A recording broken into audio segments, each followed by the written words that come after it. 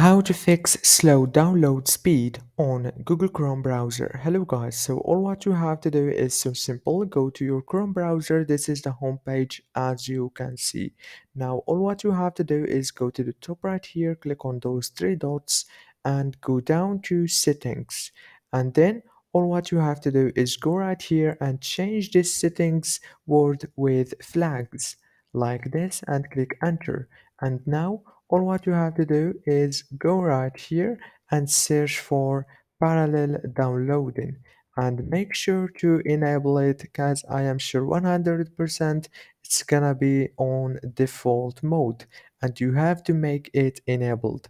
And after you make it enabled, all what you have to do then is go back and go again to settings like this, and this time go right here to system, and all what you have to do is disable this option as you can see. And now I am sure 100% that your browser is gonna be fast than it was. Don't forget to like and subscribe, and thank you so much for watching until the end.